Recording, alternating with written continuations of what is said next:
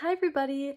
Welcome back to our Pacific Tiger Broadcasting series, Bookmarked, where I help you find your next new favorite dystopian novel.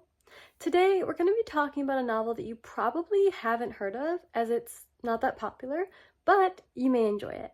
It is the 2019 novel Wilder Girls, written by Rory Power. As you can see here, of course I have it. So we're going to dive into this novel today. So this novel, well, I didn't know this until the end of the book, but it's actually supposed to be a female version of Lord of the Flies. And it has a completely female-centered cast, and it also includes a romantic LGBTQ+ storyline, so it's really unique in that sense. But ultimately, Wilder Girls is about a all-women's boarding school off the coast of Maine in which a disease breaks out on. So ultimately, Wilder Girls explores what lengths the girls will go to survive on their own against a deadly virus. But let's break it down, how we're going to analyze this novel. First, we're going to talk a little bit about the setting. Then we're also going to talk about characters. There's 3 main characters for this novel. Then we're going to talk about content, where I talk about the plot and give my opinions on it. And then finally, we're going to talk about connections, where I talk about other books you may have enjoyed that might mean that you would love to read Wilder Girls. So beginning with the setting, I love the imagery and the vivid language that the author used to describe the setting, and I think that's why the setting is one of the most powerful aspects of this novel, because it's set at Raxter Island, which is a fictional island off the coast of Maine that used to be home to a prestigious girls' boarding school called Raxter Academy, right? However, the book starts after it has been a complete year since Raxter Academy and the whole of Raxter Island has been placed under quarantine. And this is because a mysterious, very deadly disease called the tox has broken out on the island. And the US Navy got involved, and they're trying to keep it contained and quarantined to the island. So this leads us to a very spooky setting. Isolation, however, defines this setting because the girls are completely cut off from the outside world. And even though in the distance they can see some sort of landmass, it's completely unreachable, which creates this sense of a deep sort of longing and abandonment, which, chef's kiss, so good to start your novel. And the school on the island itself is also decaying, and it has a very claustrophobic feel because classrooms, dormitories, lunch halls that were once super orderly and refined are now falling into despair. So it makes place for a really cool setting, but it's also really scary because there's this sort of dichotomy between the order and cleanliness that like a boarding school represents versus like this deadly disease that's taking over the girls. And the way that things are decaying and transforming and falling apart sort of mirrors the girls' transformation on this island as they undergo this disease. So it's a really interesting setting, and I think you'll like it. And then one more thing about the setting. So not only does it take place in a school, but it also takes place in the dense forest next to the school on the island. And this forest has also been altered by the disease. Like, trees grow in wrong directions, animals become mutated, they have multiple spines, like vegetation is very overgrown, everything in the wilderness is hostile and uncanny, and of course you know that our characters are going to be thrown right into the middle of it. And if you need any help visualizing what this setting might look like, here are some helpful pictures. There's this one, there's this too, and there's this one. Okay, on to the characters. And so, as I said before, this island, this girls' boarding school, has been under quarantine for about a year now.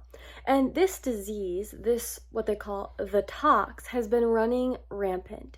Students have died, teachers have died, but they're still stranded on the island. But they're under strict military control because the US Navy got involved. So the US Navy sends them rations, but the girls never know what's going to happen next. They never know if they're going to get off the island. It's really chaotic. And on top of that, they have 3 main characters. So this book, like, once it starts, it doesn't stop. It is really action-packed. And the first main character that we're going to talk about is the main protagonist, and her name is Hetty. So Hetty is a very dependent, reliable friend. She's level-headed. She's got a good head on her shoulders. And she has adapted pretty decently to this harsh environment because she's designated herself as a runner. You know, like a maze runner, where they run outside the maze and get the supplies. That's literally what Hetty does. Like, she'll run outside of the school and grab supplies and check traps, but she's super dependable and really likable as a character. And then we have Byatt, who is Hetty's closest friend. And now, I don't really have much to tell you about Byatt because she goes missing at the beginning of the book, so I'm kind of hesitant as to why they call her a main character. But either way, she's important, and she's everything that you would expect in the personality of somebody goes missing. So, like, she lit up every room, she was very kind, she was very friendly, like, that sort of thing. And finally, we have Reese, who I would say is the second main protagonist, and she is a very hard-headed, pragmatic student who doesn't fully trust anything. She doesn't fully trust the military, she doesn't fully trust the school, she's a skeptic.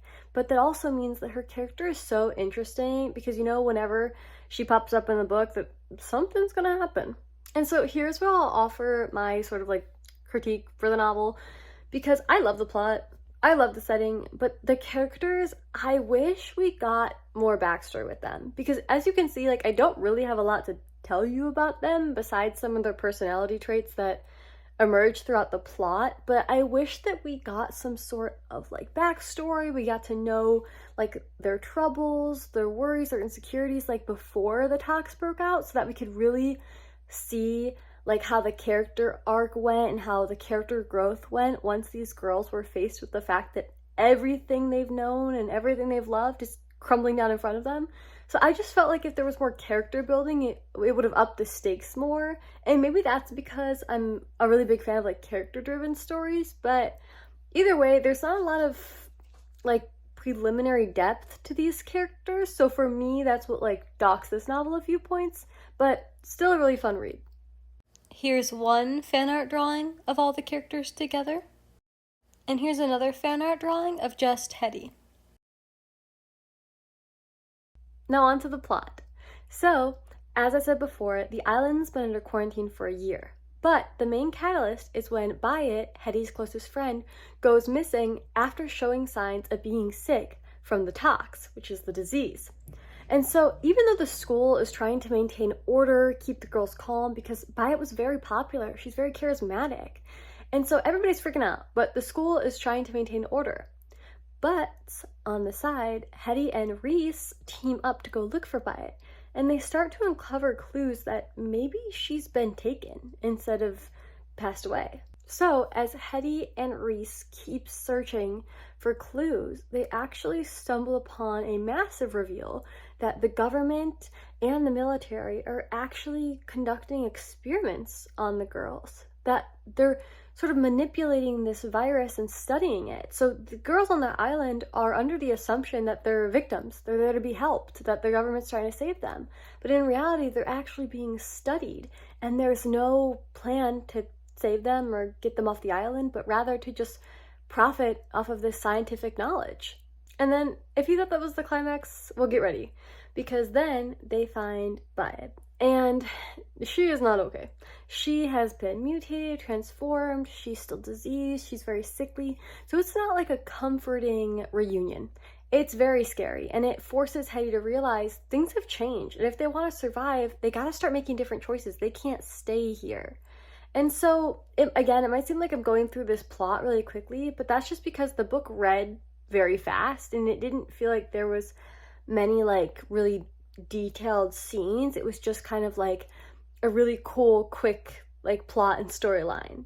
And then also, throughout all of this, Hetty and Reese are developing a strong romantic connection, and I actually think that's one of the strongest points in the book, because the writing around that, it frames it so well, and it's really believable.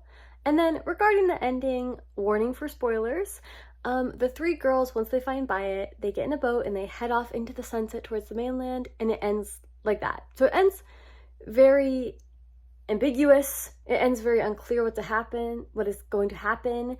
There's no actual sequel to this book, so it's kind of open to interpretation. But yeah, that's the plot. Now let me tell you my thoughts on it.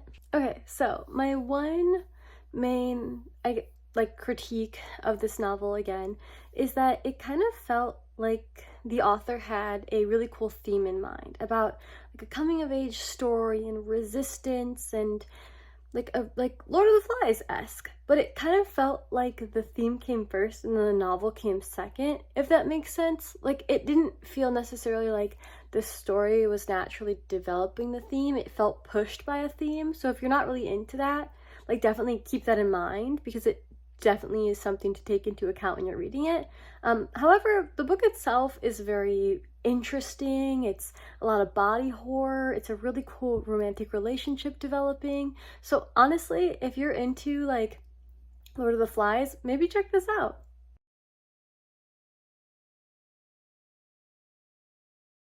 And finally, on to connections, where I'll name some books that if you enjoyed reading those, you'll probably also like reading Wilder Girls. So for the first connection, we have Unwind by Neil Shusterman. So that's about the government having control over our bodies, us having to fight back. It's a harrowing fight for autonomy, which definitely relates to Wilder Girls. And then the second connection is going to be Shatter Me, where you have that really present isolation aspect, and it's about survival under control. And then the third connection is a book called The Grace Year by Kim Liggett, which is centered on these girls who are sent into the wilderness to sort of like purge themselves before they can be welcomed back into society. And so if you like the aspect of a scary, scary forest, definitely check out Wilder Girls. But thank you all so much for listening to the next episode of Bookmarked, and I hope you have a great rest of your day.